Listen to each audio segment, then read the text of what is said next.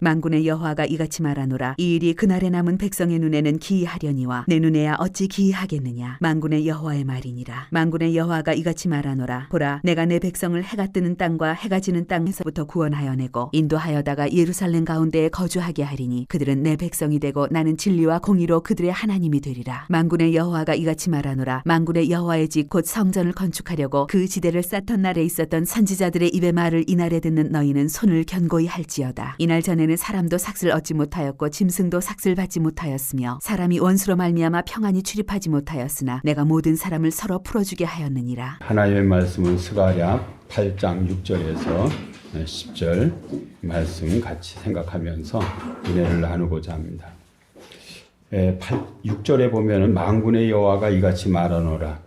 이 일이 그날에 남은 백성의 눈에는 기이하려니와 내 눈에야 어찌 기이하겠느냐. 만군의 여호와의 말이니라 그랬습니다. 이 구절을 보면은 인간이 갖는 그 제한된 시각, 인간은 그 굉장히 제한된 시각을 가지고 있고요. 하나님은 절대 주권을 가지고 계시다는 것을 알 수가 있습니다. 또 귀한 공동체에게 주어진 하나님의 전능, 회복신학의 핵심을 보여준다고 이렇게 볼 수 있습니다. 귀한 공동체는 정치적으로 불안정하고 경제적으로 빈곤했지만은 하나님의 권능, 하나님의 전능이 함께하는 공동체. 이거 굉장히 중요한 것입니다. 이 전능이 주어진 공동체입니다. 스가랴 8장에서 하나님은 시온과 예루살렘의 완전한 회복을 약속했습니다. 4절 5절에 노인들이 평안히 예루살렘 거리에 앉고 아이들이 거리에서 뛰노는 평화스러운 장면을 보여줬습니다. 이 노인들이 예루살렘 거리에 이렇게 앉아 있는다는 것은요, 오랜 세월 동안 평안이 주어져야 가능한 거예요. 이게요. 잠깐 평안 주고 또 어려움이 오고 이런 게 아니라 오랜 세월. 그리고 아이들이 뛰노는 평화스러운 이러한 모습을 보여줬어요. 그러나 현실의 유다 공동체는요, 모든 면에서 열악했어요. 말씀드린 대로 정치적으로 불안정하고 경제적으로 빈곤했습니다. 이러한 비전, 약속은요, 현실과 너무 동떨어진 것 같이 보여가지고 마치 꿈처럼 보였어요. 이 지점에서 하나님이 말씀하셨어요. 6절에. 그날의 남은 백성의 눈에는 기이하려니와 내 눈에는 어찌 기이하겠느냐. 이 기이하다는 말은요, 기적이 일어나야 된다 이런 말이에요. 기적이 일어나야 될 일이지 이게 될 일입니까? 아마 이런 그래서 그날의 남은 백성의 눈에는 그 기적 같은 일이지만은 내 눈에는 어찌게 기이하겠냐. 이렇게 하시는 말씀이에요. 너희 눈에는 기적처럼 보이겠지만은 나는 그것을 가능하게 하는 하나님이다. 하나님이다. 말씀드렸죠. 오랜 기간 동안 하나님의 복을 주셔야, 오랜 기간 동안 평안을 주셔야, 오랜 기간 동안 하나님께서 그런 어떤 도와주셔야 이게 가능한 것인데 이게 가능하겠느냐라고 묻는 거예요. 가능하겠느냐. 여기에 보면은요, 남은 백성의 눈에는 기이하다 이렇게 말해요. 남은 백성의 눈에는 기이하려니와 이렇게 말했어요. 지금 이스라엘 백성들, 유다 백성들이 노인들은 예루살렘 거리에 앉고 어린아이들은 뛰논다는 이 아름다운 환상을 지금 믿는 거예요? 안 믿는 거예요? 안 믿는 거예요. 못 믿는 거예요. 왜 못 믿어요? 이 사람들 나라 망하는 거 봤거든요. 포로 생활 해봤거든요. 그리고 이제 막 돌아와가지고 그냥 그 초라한 성전을 지금 건축하고 있거든요. 예? 그러니까는 자기들이 정말 아무것도 아닌 존재인지를 알았어요. 그래서 조그마한 기대조차 할 수 없다는 것을 나를 생각하면은, 우리 공동체를 생각하면은 이거는 그냥 불가능합니다라고 생각하는 거예요. 생각하는 거예요. 그래서 하나님의 능력을 신뢰하지 못하는 것을 암시하고 있어요. 인간은요, 흔히 하나님의 능력, 하나님의 약속을 자신의 능력의 크기로, 자신의 경험의 크기로 재단을 해요. 내가 어떤 그 경험한 걸, 내 인생에 경험한 것을 생각하면 이건 불가능하다. 내가 자꾸 계산을 해요. 우리 권사님 좋은 기도해 주셨는데 계산으로 하나님도 다 재단을 해버려요. 계산은 내 계산으로 하나님을 자꾸 계산해요. 근데 하나님은 그 계산을 초월하는 하나님이세요. 네? 자꾸 여러분이 어떤 계산 갖고 하나님을 대하시면 안 돼요. 여러분의 경험 가지고 하나님을 대하시면 안 돼요. 하나님을 그렇게 대하시면 안 돼요. 뭘로 하나님을 대하셔야 되냐면요. 하나님의 계시된 말씀으로 하나님을 대하셔야 돼요. 할 수 있거든요. 무슨 말이냐. 믿는 자에게는 능히 하지 못할 일이 없다 그러면요. 그걸 그대로 믿으셔야 돼요. 하나님이 전능하다 그러면 전능한 걸 믿으셔야 돼요. 예? 없는 것을 있는 것 같이 부르신다 그러면 그런 하나님으로 여러분이 자꾸 믿으셔야지. 여러분 자꾸 계산으로 경험한 것으로 여러분이 가진 지식으로 하나님 자꾸 재단해가지고 하나님 자꾸 줄여놔버려요. 여러분이 부정적 경험이 많으면 하나님을 어떻게 생각해요? 아주 인색한 하나님, 아주 무능한 하나님, 막 이런 식으로 하나님을 여러분이 규정을 해놓고 그런 하나님이라고 자꾸 생각해요. 그런 하나님을 생각해요. 하나님 그런 분 아니세요. 어떤 하나님이세요? 계시된 학개와 스가랴에서는 주로 뭐라고 말해요? 하나님이 자기 자신을 만군의 여호와 하나님이라고 말해요. 만군이라는 말씀 드렸죠. 천상의 그 지상의 모든 권세의 왕이 되신 하나님이다. 예? 진짜 그런 하나님이라는 거예요. 그래서 인간의 계산을 초월한다는 것을 여러분이 명심하셔야 돼요. 예? 늘 자기 경험에 가둬놓고, 자기 계산에 가둬놓고, 자기 지식에 가둬놓고, 이게 안 되는 거예요. 안 되는 거예요. 하나님이 이렇게 반문해요. 내 눈에야 어찌 기하겠느냐. 내 눈에야 어찌 기하겠느냐. 이 불가능 없다 이런 말하고 똑같은 말이에요. 불가능이 없다. 불가능이 없다. 예, 지난주에 제가 말씀드렸죠. 한국이 지난 70년 동안 전쟁 없는 평화로운 진짜 번영과 풍요 속에서 70년을 살았어요. 요즘은요 90세 넘는 분들이 얼마나 많은지 몰라요. 우리 할머니는 106세에 돌아가시고 100세가 넘게 이런 사람들이 얼마나 많은지 몰라요. 왜 이런 일이 일어나요? 평화가 오래 지속됐기 때문이에요. 평화가 오래 지속됐기 때문에 오래 지속됐기 지금 하나님 그러한 약속을 지금 하고 계신 거예요. 불가능 없다. 불가능 없다. 이 구절에서 드러나는 하나님의 속성은요, 전능성이에요. 그 다음에 신실함이에요. 잠깐은 막 선일 가지고 어떤 사람을 막 도와요. 그런데 조금 마음이 삐뚤어지면 딱 끊어버려요. 그 사람 마음이 그렇습니다. 하나님은 70년, 90년, 100년을 늘 선대하신다는 말하고 똑같은 말이에요. 신실하신 하나님, 전능하신 하나님, 역사의 어떤 그 주권자이신 하나님을 말씀하고 있다고 이렇게 볼 수 있습니다. 여기에서도 만군의 여호와라는 칭호를 계속 사용하고 있어요. 하늘 군대를 지휘하시는 우주의 왕이신 하나님, 역사를 움직이시는 전쟁을 주관하시는 그러한 하나님, 이런 하나님의 회복을 말씀하시는 거예요. 이것은요 인간적인 낙관이 아니에요. 그냥 우리가 참 이런 어떤 사람의 성품 중에 낙관적 성품을 가진 사람이 있어요. 그런 사람이 말하는 게 아니라는 거예요. 뭐예요? 만군의 여호와가 약속하는 거예요. 약속하는 거예요. 그날에 남은 백성이라는 이 남은 백성이라는 말은요 신학적으로 굉장히 중요한 그러한 표현이에요. 이 남은 자 사상이라는 것이 구약에 아주 굉장히 어떤 뿌리 박힌 그런 신학 사상이에요.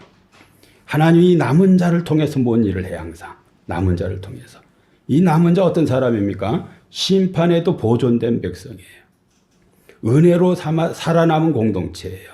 그리고 미래의 회복의 씨앗이 되는 그러한 존재를 남은 자라고 말해요. 남은 자.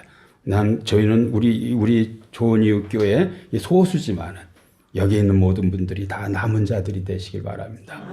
진짜 이 남은 자를 통해서 하나님께서 새로운 미래를 펼쳐나가시는 그 렘넌트라 그래가지고요. 굉장히 중요한 어떤 신학적인 의미를 가진 그러한 단어예요. 그런데 이 렘넌트, 이 남은 자조차도 뭘 안 믿는 거예요? 회복을 안 믿는 거예요. 왜 안 믿어요? 너무 상황이 절망적이니까는. 근데 하나님 어떻게 했다는 거예요? 이런 상황에서 회복을 이루시겠다는 거예요. 그럼 하나님의 능력이 얼마나 큰지를 알 수가 있어요. 하나님의 은혜가 얼마나 놀라운지를 알 수 있는 거예요. 알 수 있는 거예요. 이해하시겠죠? 이 렘넌트, 이 어떤 고난 속에서 신앙을 붙들고 이기고 나온 이 사람들조차도 이 회복을 못 믿는 거예요. 왜? 내 상황이 너무 형편없어. 너무 형편없어. 근데 하나님은요, 여러분 형편 보고 뭔 일을 하시는 게 아니라 하나님의 능력을 하셔요. 여러분이 아무리 어려워도 하나님의 임재가 시작되고 하나님의 역사가 시작되면 여러분을 틀어써서 일을 일으키신다니까요. 일으키신다니까요. 7절에 보면은 만군의 여호와가 이같이 말하노라. 보라, 내가 내 백성을 해가 뜨는 땅과 해가 지는 땅에서부터 구원하여 내고 그랬습니다. 하나님의 백성을 전 세계에서 모아 회복시킬 것을 선포하고 있어요. 회복의 첫 단계, 하나님이 이제 그 회복을 하시는데 회복의 첫 단계는요, 흩어진 하나님의 백성을 모으는 거예요. 이 약속이 주어질 당시 일부는 바벨론에서 돌아왔어요. 많지 않아요. 5만 이런 사람이 돌아왔어요. 여전히 많은 유대인들이 여러 나라에 흩어져 있었어요. 그리고 공동체는 매우 약한 상태에 있어요. 근데 이 상황에서 하나님이 이런 말씀을 했어요. 보라, 내가 내 백성을 해가 뜨는 땅과 해가 지는 땅에서 구원하여 내고 그랬습니다. 자, 보세요. 지금 하나님 회복을 시작하는 거예요. 회복을 시작하는 거예요. 회복을 시작하면은요, 지금 바벨론에 가 있는 유대인들을 끌어모으는 게 그 1단계죠. 그게 유대인들이 가장 어떤 이것만, 이 정도만 해결되면 이건 우리는 회복으로 믿겠습니다라고 생각하는 규모가 바벨론의 포로로 같은 사람 되돌아오는 거예요. 근데 지금 하나님 어떤 식으로 말해요? 내가 내 백성을 해가 뜨는 땅과 해가 지는 땅에서부터 구원하여 내고 그랬습니다. 이 상황에서 하나님은요, 훨씬 포괄적으로 미래적인 회복을 약속하고 계셔요. 제가 늘 말씀드리죠. 하나님 뭔 일을 하실 때는요, 하나님의 스케일로 해버려요. 아멘. 이 해 뜨는 데부터 해 지는 데는요, 동에서 서, 전 세계 하나님의 백성을 모은다는 말하고 똑같은 말이에요. 그 규모가요, 보통 웅장한 스케일이 아니에요. 하나님의 스케일이에요. 여러분은요, 요런 거 하나 해결해 주길 바래, 하나님 앞에. 근데 하나님이 여러분을 어떤 이제 관여를 시작을 하면요, 전 세계적인, 글로벌한, 어떤 우주적인, 이런 역사를 이루시길 원하신다니까요. 여러분을 통해서 그 역사를 이루시길 원하신다니까요. 예? 여러분은 요만한 걸 원하는데 하나님은 우주적인 것을 생각하신다니까요. 예? 놀라운 거예요. 보라, 이게. 보라, 이게. 예? 주목해라, 이게. 주목해라. 뭘? 내가 행하는 것을 봐라, 이게. 네, 봐라, 이게. 구원하여 내고 어서요, 위험과 억압에서 해방시킨다는 말이에요. 이 귀환은요, 출애굽적 구원 사건의 그 재현이라고 볼 수 있어요. 신학적으로는요, 뉴 엑소더스예요. 예, 포로로 잡혀 있었던 이스라엘 애굽에서 포로였던 이스라엘 백성들이 해방돼서 가나안으로 돌아오듯이 바벨론에서 돌아오고 또 전 어떤 세계에서 돌아오는 것을 갖다가 엑소더스예요. 뉴 엑소더스예요. 뉴 엑소더스가요, 그 회복의 범위가 전 세계적이 된 거예요. 전 세계적이 된 거예요. 새 출애굽을 세계적인 규모로 반복하셔요. 하나님의. 그래서 여러분들이 그런 하나님이 갖는 전망을 자꾸 가지셔야 돼요. 자꾸 여러분의 계산만 하고, 여러분 경험 안에서 하나님 가두고, 막 그 상황 보면 내가 헐 쓰고 있는 게 아무것도 없고, 이러면 안 된다는 거예요. 뭘 보셔야 돼요? 말씀을 보셔야 돼요. 말씀이 뭐라고 하나를 생각하고 그 말씀대로 하나님이 이루신다고 믿고 여러분 나가셔야 돼요. 우리 교회가 나가야 돼요. 그렇게 나가야 돼요. 그렇게 나가야 돼요. 그렇게 나가야 돼요. 남은 자에 대한 시선이요 우주적으로 넓어진 거예요. 전 세계적으로. 남은 자를 지금은 바벨론에서 어떤 그 돌아올 사람들을 생각하잖아요. 하나님은 어떤 사람이 남은 자라는 거예요? 동에서 서 전 세계 하나님 믿을 사람을 다 남은 자라고 말하는 거예요. 그 시야가 확 넓어지는 거예요. 확 넓어지는 거예요. 신약의 빛에서 보면 이 약속은 더 깊은 성취를 가져요. 복음을 통해 열방을 모으는 것, 그리스도 안에서 새 백성이 형성되는 것, 이것을 갖다가 이렇게 표현했다고 말씀드릴 수 있어요. 이 7절은 선교적 하나님 나라 신학의 씨앗을 내포해요. 이 표현 속에는요, 선교가 어떤 내포되어 있는 거예요. 난 유대인들이 왜 이렇게 선교 안 하는 공동체가 됐는지 모르겠어요. 이런 걸 생각하면 유대인들이 뭐 해야 돼요? 선교해야 돼요. 이 구절을 생각하면요.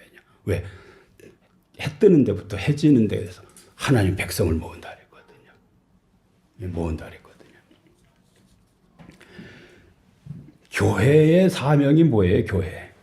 열방을 모으시는 하나님의 사역에 동참하는 거예요. 이 하나님이 이게 모으려고 하는데 여기에 동참하는 이게 교회의 사명이에요. 하나님의 구원의 방향은요. 흩어진 자를 모으는 거예요. 하나님이 어디로 어떤 방향으로 하나님 가실까? 뭘 자꾸 하시려고 할 때에 하나님 뭘 하려고 자꾸 하셔요? 흩어진 하나님의 백성을 해 뜨는 데부터 해 지는 데에서 불러 모으는 거. 하나님이 의도하는 거예요. 이런 일을 여러분이 자꾸 하려고 할 때에 하나님의 어떤 은총이 여러분에게 임하는 거예요. 그거 하려는 민족, 그거 하려는 교회, 그거 하려는 가정, 그거 하려는 개인에게 뭐가 와요? 하나님 기회 주신다니까요. 네? 높이고 세우고 부하게 하고 뭐 하는 거 다 그거 하는 사람에게 하는 거예요. 하나님이 그냥 여러분들 그냥 아무것도 안 하는 사람에게 그런 거 자꾸 줘보세요. 부여와 뭐 이런 걸 줘보세요. 그거 다 뭐 할 거예요? 죄 짓는데. 네? 권력이 크면요 큰 죄 줘요. 큰 돈이 오면 큰 죄 줘요. 우리 왜 이런 어떤 그 부를 얻으려고 해요? 또 어떤 위치 가려고 그래요? 그런 것을 통해서 이 흩어진 하나님의 백성을 모으는데 내가 쓰임 받으려고 하는 거예요. 쓰임 받으려고 하는 거예요. 그래서 교회의 사명도 그냥 자연적으로 전도와 선교적 확장이 되어야 되는 거예요. 전도와 선교적 확장이 되어야 돼요.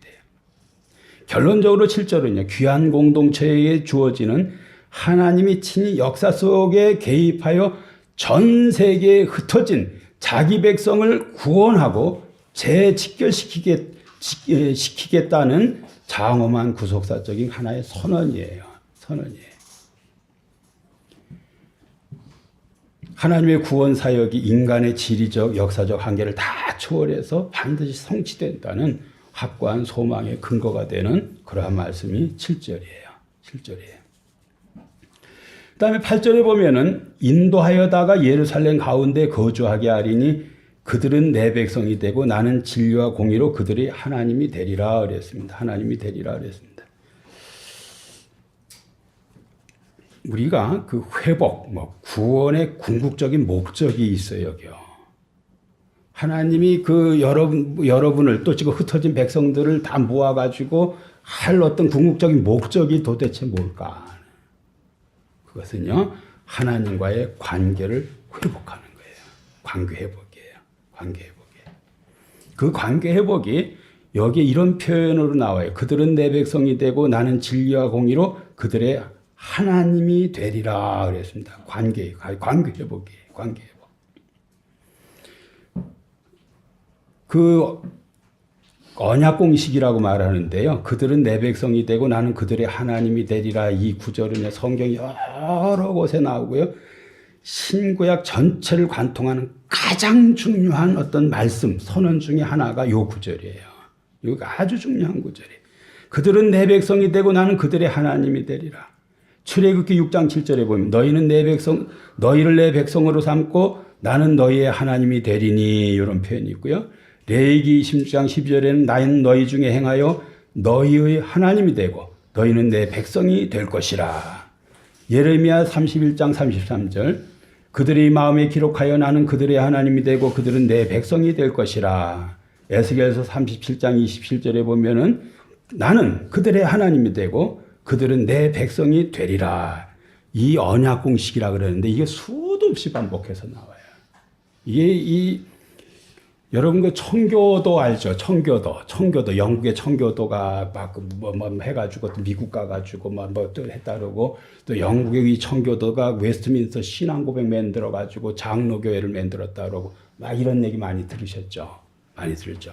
그러면은 청교도 신학의 핵심 신학이 뭐 혹시 아셔요? 청교도 신학 핵심이 청교도들은 뭘 믿는 사람일까? 청교도가 도대체 뭐 하는 사람일까? 뭘 믿는 사람이에요? 저 청교도들은 한마디로요, 이 언약 신학을 믿는 사람들이에요. 언약 신학, 커버넌트 시오리, 언약 신학을 믿는 사람들이에요. 언약 신학. 여러분 올리버 크로멜이 그 혁명을 일으켜서 찰스 2세를 이렇게 참수형을 하고 그 호국경이 되잖아요. 어떻게 이런 일을 하죠? 어떤 신학으로 하죠? 신학적 백그라운드가 있어야 하는 거예요. 제 목사가요, 제가 여기서 정치 얘기 잘 안 하죠? 제가 신학적 백그라운드 때문에 안 하는 거예요. 막 안 하는 거 이런 거예요. 다 신학이 있어야 하는 거예요.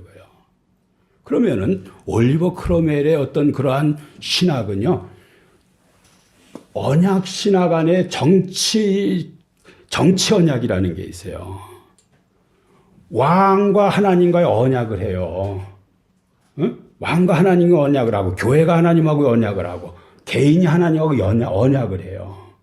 응? 여기 이 표현 그대로예요. 너희는 내 백성이 되고 나는 너희 하나님이 된다는. 응? 그러면 따라 붙는 게 있어요. 뭘 따라 붙냐면은 그 다음에 너는 그러니까 하나님의 백성답게 해라는 게 딱 따라 붙는 거예요. 그래서 청교도 윤리가 나오는 거예요. 너 하나님의 백성이지? 너 하나님의 자녀지? 그러니까 너 하나님의 자녀답게 해. 만약에 안 하면은요, 언약이 파괴되는 거예요. 안 지켜, 언약을 안 지켜. 언약 안 지킨다는 말이 뭐예요?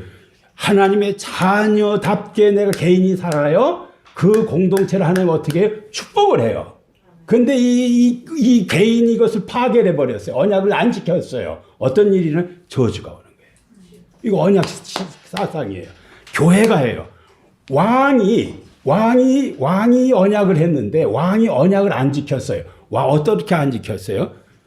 찰스 1세가요. 그 찰스 2세가 그 스코틀랜드 에딘버러에 가가지고 그 카톨릭으로 돌아가려는 행동을 했거든요. 이제 우상 숭배한다고 생각을 해가지고 하나님과 언약을 깨뜨렸기 때문에 우리도 왕과 언약한 것을 깨뜨려도 된다고 해가지고 혁명을 일으키는 거예요. 요 사상 때문에 하는 거예요. 언약 사상 때문에 하는 거예요. 언약 사상 때문에. 이런 어떤 혁명 어떻게 일어나는가? 이 언약 사상 때문에. 청교도의 핵심 사상이에요. 아주 핵심 사상이에요. 네? 인도하여다가 예루살렘에게 거주하게 하리니 그들은 내 백성이 되고 나는 진리와 공의로 그들의 하나님이 되리라 그래요. 그들의 하나님이 되리라 그랬어요. 하나님이 되리라. 구원이 있잖아요. 우리 구원 받았다 그랬잖아요. 구원 받은 것의 어떤 그 현상이 뭘까요? 구원 받은 게 뭐죠 도대체? 내가 구원을 받았다는데 하나님과의 관계가 정상화됐다는 말하고 똑같은 말이에요. 예? 구원은요, 관계의 재창조예요. 전에는 하나님과 원수된 관계였어요. 지금은 어떻습니까? 그는 내 하나님이 되고 나는 그의 백성이 되는 거예요. 그의 백성이 되는 거예요. 관계의 재창조예요. 언약신학이에요. 언약신학이. 나는 너의 하나님이 되고 너희는 내 백성이 되리라. 그러면은 내 백성답게 생활을 하라는 거예요. 거기서 그래서요 청교도 사람들이 그렇게 윤리를 주장하는 게 윤리. 청교도 윤리. 바르게 살으라는. 예? 그 신학 그 어떤 여러 신학들이 있는데 청교도 신학같이 윤리를 많이 말하는 게 없어요. 왜 그렇게 많이 말해요? 하나님의 자녀답게 살으라는 게, 살으라는 게. 여기 보면 인도하여다가 예루살렘 가운데 거주하게 하리니 그랬어요. 백성이 예루살렘에 거주한다는 말이 무슨 말인가? 요 말을 백성이 교회에 거한다는 말이 도대체 말이에요. 교회라는 말로 바꿔놓고 한번 읽으셔도 돼요. 예? 백성이 예루살렘에 거한다는 것은요, 하나님의 임재 안으로의 회복이 시작됐다는 말이에요. 언약적 질서 안으로의 복귀를 말해요. 언약이 깨져가지고 하나님으로부터 받을 복을 받아야 되는데 복이 안 오고 뭐가 오고 있는 거예요? 저주가 왔잖아요. 근데 내가 예루살렘에 거했다는 말은 그 질서 안으로 다시 복귀를 했다는 거예요. 복귀를 했다는 거예요. 여러분도 복귀를 하셔야 돼요. 여기서 벗어나 있었던 사람들은 다 복귀를 하셔야 돼요. 언약의 길로 다시 복귀를 하셔야 돼요. 은총으로 복귀를 하셔야 돼요. 다시 복받는 사람은 복귀를 하셔야 돼요.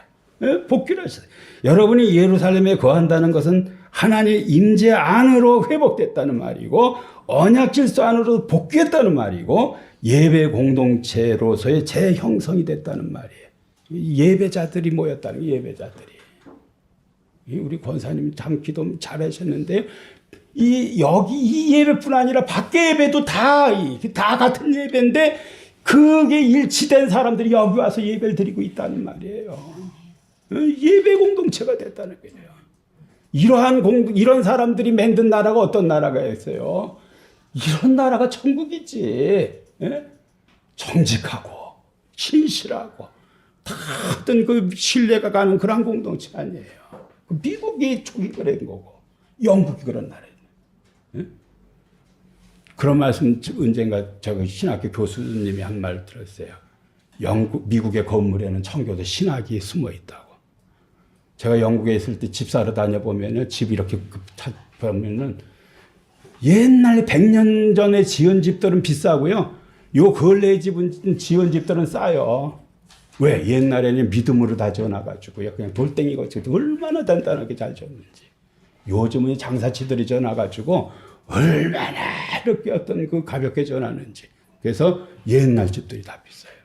이게 뭐 얘기예요? 뭐가 이렇게 만드는 거예요? 신학이 만드는 거예요. 그 아름다운 공동체 신학이 만드는 거예요. 신학이 만드는 거예요. 진리와 공의. 8절에서 가장 깊은 신학적 무게를 가진 그러한 표현이에요. 하나님은 단순히 그들의 하나님이 되는 것이 아니고 어떤 방식으로 그들의 하나님이 되실지를 규정해요. 그것은 하나님의 언약 통치가 진리 위에 서 있고 공의로 운영된다는 그러한 말이에요. 진리 위에 서 있고 공의로 운영된다.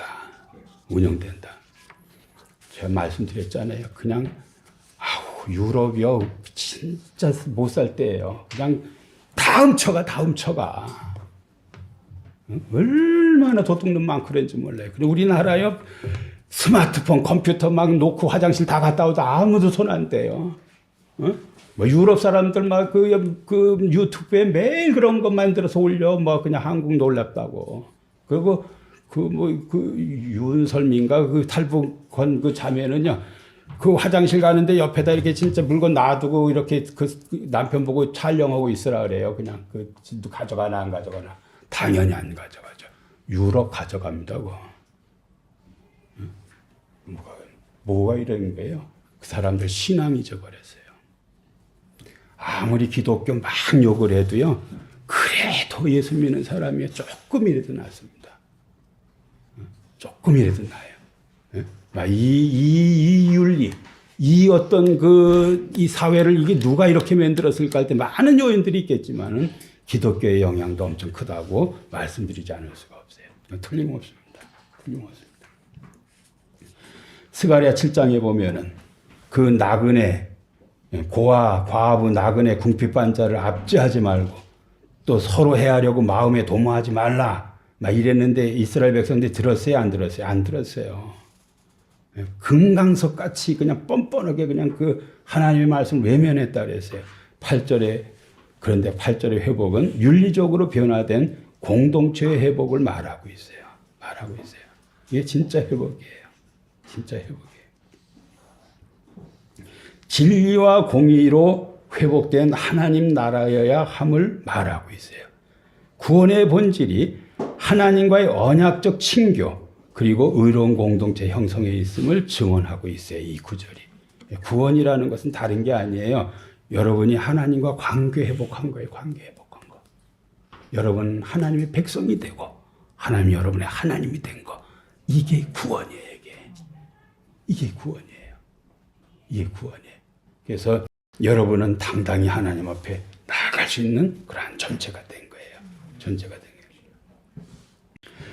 9절에 보면은 만군의 여호와가 이같이 말하노라. 만군의 여호와의 집 곧 성전을 건축하려고 그 지대를 쌓았던 날에 있었던 선지자들의 입의 말을 이날에 듣는 너희는 손을 견고히 할지어다 그랬습니다. 여기에서 굉장히 중요한 게 뭐냐면은 선지자들의 입의 말을 듣는 너희라는 말인데요. 이걸 공동 번역은 예언자들의 입으로 이 말을 직접 듣는 사람들아 그랬어요. 여기서 제일 중요한 것이 뭐냐면 현재형이라는 말이에요. 현재형. 이 표현이 예언자들의 입으로 이 말을 직접 듣는 사람들아 그래. 지금 저한테 여러분 말씀 듣죠? 여러분들에게 하는 말이에요. 그 직접 듣는 사람들아, 사람들 지금 듣는 너희들아 이렇게 말하는 거예요. 예? 말씀을 현재적으로 듣는 거 굉장히 중요한 거예요. 현재적으로 듣는 거. 혹시 제가 그 카톡에 유튜브 하나 올렸는데 새벽에 아침 6시쯤 올렸는데 들어보셨는지 모르겠어요. 동탄에 있는 그 젊은 목사 부부가 간증하는 내용이에요. 간증하는 내용이에요. 그런데 이 사람 대단한 사람이에요. 이 사람은요, 하나님의 말씀을 현재적 말씀으로 듣는 사람이에요. 그 목사 내가 다 그런 사람이에요. 거기에 보면은 그 유튜브에 그 썸네일이라잖아요. 그냥 뭐 이렇게 몇 글자 썼잖아요. 한국교회 아직 살아있네 이렇게 써 있어요. 한국교회 아직 살아있네. 뭘 보고 그랬냐? 이 사람이 몇 가지 간증 보고 이런 말을 쓴 거예요. 이 사람은요, 성경 읽다가 어떤 감동이 오면은요, 그것을 그냥 그날 그대로 행해버려. 한 4번 그렇게 해요. 그 간증이 그렇게 나와요. 근데 이 사람은 그냥 늘 한다고 생각해요. 그냥 그대로. 이 사람이 그 이름이 그 송주현 목사인데요. 우리는 교회라는 그 동탄에 있는 교회예요. 동탄에 있는 교회인데 생일이에요. 이 남자, 이 목사님이 생일이에요. 생일은 어떤 날입니까? 선물 주는 날이에요? 선물 받는 날이에요? 예? 생일 당한 자가 줘요? 받아요? 근데 이 사람이 성경을 읽다 주는 것이 받는 것보다 귀하다는 말씀에 부딪혀 이 사람이. 그래서 자기 생일에 주기로 해요. 받지 않고. 어떤 식으로 하냐면은 이 고신대학을 이 사람이 나온 것 같은데요. 그 고신대학의 외국인 유학생들, 우간다, 이런, 여러 이제 아프리카 사람들이 있나 봐요. 이 사람들 다 모아서요, 그 파티 열어주고요, 머그컵을 자기가 선물 만들어서 다 나눠주는 거예요. 주는 것이 받는 것보다 귀하다는 말씀을 이 사람은 어떻게 적용하고 있는 거예요? 현재적으로 듣고 행하는 거예요. 현재적으로 듣고 행하는 거예요. 여러분은 어떻게 생각하냐면 이게 참 좋은 말씀력이 있다. 이거 목사님이 하면 좋겠다. 이렇게 생각하기 쉬워요. 또 이게 무슨 어느 부자 장로님이 하면 참 좋겠다. 이런 식으로 이게 나는 익셉트미 나 빼놓고 이렇게 생각하기 쉬워요. 근데 이 사람은 자기가 적용을 해요. 그다음에 이 사람이요, 그 고신대학을 고신대학 같아 제 생각에는 졸업하고 어디에 교사로 잠깐 있었나 봐요. 260만 원을 월급 받았는데 이 사람이 또 어디에 부딪히냐면은 첫 소산을 하나님 앞에 드려야 한다는 구절을 보고요. 이걸 어쩌지 하는 생각을 하는 거예요. 하나님 앞에 드리기로 하고요. SNS에다가 내가 그 첫 월급을 하나님 앞에 드리기로 하는데 제가 르완다에 염소를 갖다 이렇게 이 첫 월급을 염소를 사서 기증을 하려고 그러는데 나의 이 일에 동참할 사람 동참해 주세요 하고 했더니 뭐 800만 원이 왔대요. 뭐 260만 원 자기 월급에다가 딴 사람이 해가지고 염소 100마리를 기증했다는 거예요. 염소 100마리 기증. 자기 그 260만 원 더하기 딴 사람 이렇게 해가지고 그렇게 했다는 거예요. 근데 이게요. 그 르완다 국영 TV에 나왔다는 거예요. 그 자기 의도하지 않았는데 그냥 국영 TV에게 나왔다는 거예요. 이 사람이 결혼식을 하는데요. 그 누가복음 14장 13절에 보면 잔치를 베풀거든 차라리 가난한 자와 불구자와 뭐 눈먼 자 뭐 이런 사람 불러다 잔치하라는 구절이 있어요. 이 사람이 신학교 다니다가 그 혼자 그 싱글이었을 때 결혼 안 할 때 내가 결혼식 하면 요대로 해야 되겠다 이렇게 생각한 거예요. 그리고 자기 와이프한테 얘기를 해서 와이프도 동의를 했어요.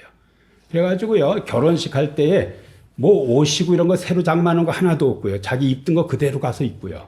그다음에 와이프는요 그 드레스 뭐 웨딩 드레스 안 하고 하얀 그냥 그 원피스를 하나 사서 입고는 결혼식을 하고요. 그리고 그 축의금, 모금금 뭐 이런 거 다 이렇게 모은 돈이 얼마가 됐냐면은 3,800만 원이 된대.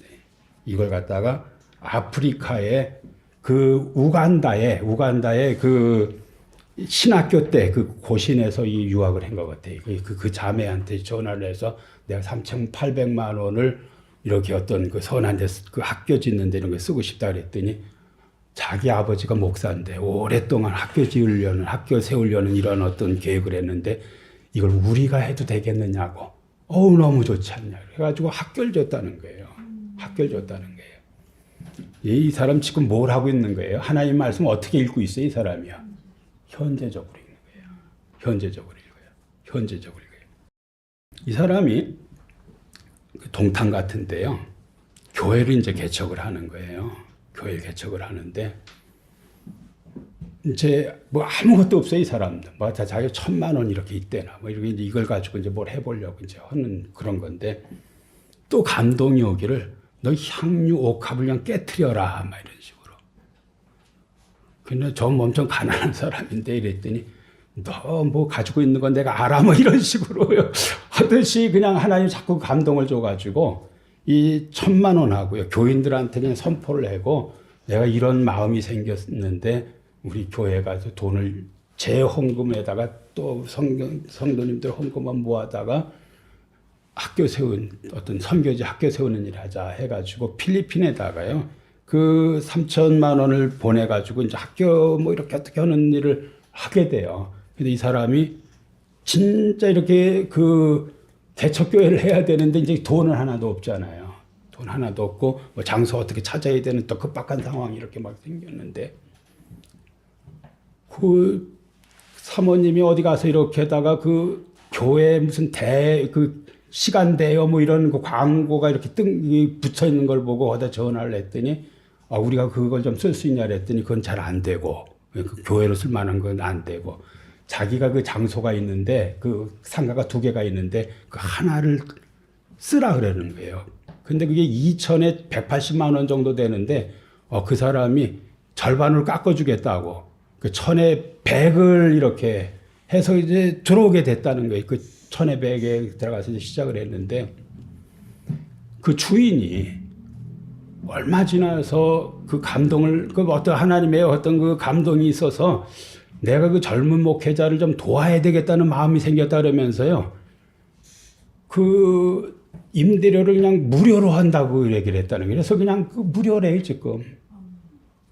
무료 그냥 아무것도 안 받고 한다. 그 주인이 그렇게 그런 감동이 와가지고 그렇게 했다고 한번 잘 들어보세요. 그 내용이 그렇게 돼 있어요. 제일 중요한 거예요, 우리 신앙생활에서요. 뭐가 중요한 거예요? 하나님의 말씀을 현재적으로 듣는 거예요. 현재. 이게 지금 나한테 하고 있는 말인 거예요, 이게요. 여러분이 성경을 읽을 때 그게 나한테 지금 이 좋은 말씀이구나. 어디 할 때 말할 때 내가 이거 써먹어야 되겠구나. 이게 아니고 그것을 실행을 하라는 게 실행을. 그럼 어떤 일이 일어나요? 말씀의 역사가 일어나게 돼 있어요. 응? 말씀의 역사가 일어나게 돼 있어요. 그걸 하셔야 되는 거예요. 감동이 오는 대로 그 감동을 물리치시면 안 돼요. 응? 뭔 감동이 오는가? 그것이 작을 수도 있고 클 수도 있고 이럴 수도 있고 저럴 수도 있어요. 근데 하나님 어떤 감동을 나한테 지금 하고 있어요.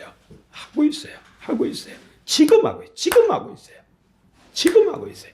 하나님의 말씀을 읽을 때, 말씀을 들을 때 지금 나한테 하나님 말씀하고 있다고 여러분이 여기셔야 돼요. 이게 진짜 여러분을 살리는 길이에요, 이게요. 여러분이 생각할 때는 거기 주영훈이라는 사람이 재밌는 사람이에요. 그 사람이 그 목사님 아들이어가지고 이 세계를 너무 잘 알아. 그래가지고 딱 거다가 이제 추임새를 놓으세요. 하나님의 일은 선불이야 이러더라고요. 하나님의 일은 선불이라고. 하나님은요, 먼저 사렙다 과부가 그냥 자기 아들하고 먹고 죽을 그냥 밀가루와 기름을 먼저 내놓으라 그래. 먼저 내놔. 하나님 어떻게 해요? 3년 6개월 동안 극한 어떤 그 경제적인 어떤 불황 속에서도 불황 모르고 살게 만들었어요. 불황 모르게 살게. 하나님의 일은 어떻게 선불. 감동 오는 대로 먼저 하는 거예요. 우리 목회자 마찬가지입니다. 자꾸 막 계산하고 이런 거 안 돼요, 그거요. 어? 다 따지고 계산하고 뭔지 뭐래요. 쓸 일이 얼마나 많은데. 예? 그 이렇게 저렇게 계산해 보면 에이 그냥 안 해야지 이렇게 되게 돼 있어요. 그런데 그냥 다 물리치고 뭐만 자꾸 생각해요? 감동만 생각하면 돼요. 그러고 하세요. 하나님 어떻게 이루신다니까.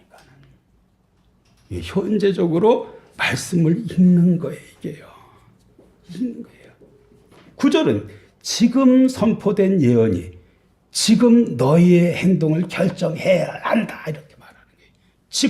지금 선포된 말씀이 너의 행동을 결정해야 한다. 결정해야 한다. 바벨론 포로 귀환 후 성전 건축이 중단된 상태에서 이 공동체에 많은 경제적 어려움이 왔어요. 이걸 해결하는 방법을 하나님이 알려주는 거예요. 어떻게 해결할까요? 성전 건축을 언약 회복, 경제 회복의 중심 행위로 제시하고 있어요. 너 그렇게 경제 어려우면은 교회 줘 이렇게 말하는 거예요. 그럼 어떻게 해요? 경제 회복돼 이런 말하고 똑같은 거예요. 너 그렇게 돈 그러지? 너 교회 헌금해. 그럼 너 그 돈 문제 싹 없어진다 너. 이 말하고 똑같은 말이에요. 여러분이 돈 염려해서 돈이 해결되는 게 아니에요. 어떻게 해결돼요? 하나님이 쏟아 부어 주셔야 돼 이거요. 쏟아 부어 주셔야 된다니까. 여러분이 계산으로 저금해서 아니에요. 그런 거예요. 그런 건 필요한 거예요. 그걸로 부자도 안 돼요. 절대요. 하나님이 하시는 거예요. 하나님이 하시는 거예요. 네가 그렇게 어려워? 성전을 지어넣어. 주님의 일을 해. 선교를 해. 후제를 해. 이걸 하라는 거예요. 이게 뭐예요? 네 경제 문제의 해결 방법이라는 거예요. 이게 스가랴가 말하는 거예요. 학계가 말하는 건 똑같은 거예요. 경제 회복의 중심 행위. 어떻게 하면 회복될까? 역설이에요. 선불. 먼저 언제 해요? 내가 가장 어려울 때 하는 거예요. 이거 먹고 나 죽을 수도 있는데 이거 없으면 나 오늘 죽는데요. 그거 내놓는 거예요. 내놓을 만한 거 내놓는 게 아니에요. 그냥 내놓는 거예요. 그럴 때 하나님의 위대한 역사가 일어나는 거예요. 다 믿음의 일은 그렇게 하는 거예요. 다 계산해서 뭐예요? 진짜예요. 우리 목회자들은 그냥 감동 오는 대로 움직이는 거예요. 감동 오는 대로. 눈에 띄면은 돌려고 해야 되는 거고요. 그런 걸 막으면 안 되는 거예요. 진짜 복된 길이에요. 이게 진짜 복된 길이에요. 진짜 복된 길이에요. 손을 견고히 하라. 손을 견고히 하라. 하나님이 약속했잖아요. 그러면은요, 이 인간의 책임이 있어요. 이게 굉장히 중요한 거예요. 어떤 사람은 칼빈 신학을 오해를 해가지고 하나님의 주권을 과도히 강조해서 하나님이 백을 하고 인간은 빵을 하는 줄 알아. 그들이지 않아요. 바른 신학은요, 하나님도 백이고 인간도 백이에요. 최선을 다하는 게 인간도. 백을 다 하는 거예요.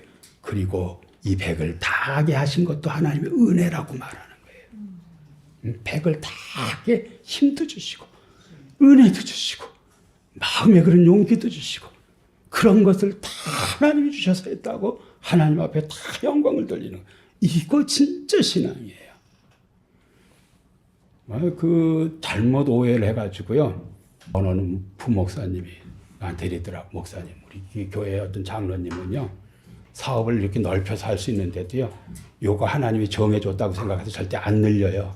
그래서 그냥 부인이 파출부단이야 이러더라고. 운명 결정론에 잡혀가지고 아무것도 안 해. 더 일 안 해요. 또 이런 또 질문하는 사람이 있어요. 천연두 주사를 맞을까 말까. 미친 짓 아니에요? 맞아야죠. 근데 안 맞는다니까는. 하나님 주셨다고. 그 웃기는 일 한다니까요. 인간이요, 최선을 다하는 거예요. 최선을 다하는 거예요. 할 수 있는 모든 것을 다하는 거예요. 그리고 이 모든 것이 하나님의 은혜입니다. 라고 말하는 거예요. 이런 마음도 주신 거, 이런 위치에 서게 해주신 거, 이렇게 나를 사용하신 거. 그래서 요한계시록에 보면은 왕관을 갖다가 그냥 하나님이 예수님 우리를 다 씌워줬는데 그 성도들이 왕관을 다 벗어 예수님에게 던지잖아요. 제가 쓰기에 합당치 않다고. 주님의 은혜라고. 다 이렇게 던지잖아요. 예? 그래서요, 이 신앙은 수동성을 정당화하지 않아요. 최선을 다하는 거예요. 최선을 다하는 거예요. 100 그 이상을 하는 거예요. 그 이상을 하는 거예요. 이제 마지막으로 10절에 보면은 이날 전에는 사람도 싹을 얻지 못하였고 짐승도 싹을 받지 못하였으며 사람이 원수로 말미암아 평안히 출입하지 못하였으나 내가 모든 사람을 서로 풀어주게 하였느니라 그랬습니다. 요걸 갖다가 그 공동 번역으로 읽으면 전에는 일을 하고 품값을 못 받았고 원수들 등살에 마음 놓고 드나들 수도 없었다. 그때 나는 너희끼리 서로 잡아먹는 것을 내버려 두었지만 이렇게 번역했어요. 여기 그 마지막 끝자락이 좀 달라요. 예? 그 내가 모든 사람을 서로 풀어주게 하였느니라 이렇게 번역을 했고 나는 너희끼리 서로 잡아먹는 것을 내버려 두었지만 이렇게 번역을 해놨어요. 원래 그 풀어주다라는 말, 서로 풀어주게 하였느니라 샬라흐라는 말은요, 그 중립적인 어떤 그러한 의미의 단어예요. 내보내다, 풀어주다, 내버리다, 막 이런 뜻이에요. 그렇지만 이 중립적이지만 여기에서 이 표현 속에는요, 하나님의 어떤 그 심판적 방임, 하나님이 그냥 내버려 두는 거. 이런 표현이 여기 숨어 있어요. 근데 굉장히 약한 표현이에요. 중립적 어떤 번역을 해 놓은 거예요. 옛날에 우리 개혁 성경 가지고 있었죠. 개혁 성경, 그 다음에 공동 번역, 그 다음에 그 NIV 모든 성경들이 이걸 굉장히 어떤 부정적으로 다 번역을 해 놨어요. 서로 잡아먹게 내버려뒀다 이런 식으로. 서로 잡아먹게 내버려뒀다. 여러분요, 부부간에 갈등하는 거, 또 그 형제간에 적대하는 거, 또 교인들끼리 싸우는 거, 이런 것들이요, 하나님의 심판의 결과들이에요. 이런 것들이요. 심판의 결과예요. 적대하고 막 이렇게 하는 것들이. 하나님이 여기 보면은 이날은 굉장히 중요한 날이에요. 어떤 날이, 이날이 어떤 날이에요? 성전 건축 시작하는 날부터의 날이에요. 굉장히 좋은 날이에요. 전환점이 되는 그러한 날이에요. 그런데 이전은 어떤 날이에요? 성전 건축을 방치한 이전, 이런 날이에요. 그게 하나님이 심판을 내리는데 심판 중에 굉장히 어떤 그 중요한 심판이 불화와 적대를 하게 만들어요. 분열하게 만들어요. 갈등하게 만들어요. 이거 하나님의 심판의 어떤 한 종류에게요. 심판의 종류예요. 예? 사람이 싹을 얻지 못하고 짐승도 싹을 받지 못하였으며 그랬습니다. 경제적으로 그래도 어려운데 또 이 일 가서 죽어라고 해주고 또 받는 게 또 없어. 어떻게 살아요 이게요.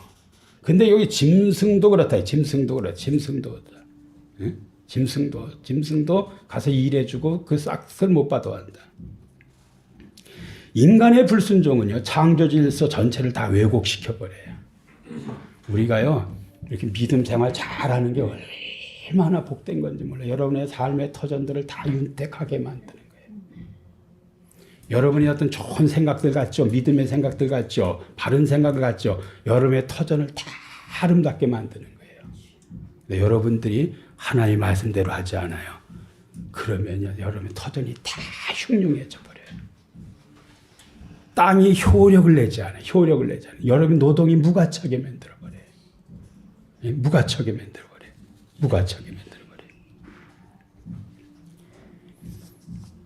사람들이 서로 말미암아 평안히 출입하지 못했다. 샬롬이 무너져 버렸어요. 하나님과의 관계가 붕괴되니까는 사람들 사이에 적대, 불안 이런 것들이 다 확산이 되고요. 서로 간의 어떤 불화와 적대가 그냥 끊이질 않는 거예요. 못 살아요. 진짜 여러분들이 화목을 엄청 힘쓰셔야 돼. 싸우는 데서는요, 마귀 역사만 있어. 뜨글뜨글뜨글. 여러분의 집에서 큰 소리가 나오면 안 돼요. 큰 소리 내면 안 돼. 그 큰 소리 내는 거니 마귀 부르는 거예요. 어?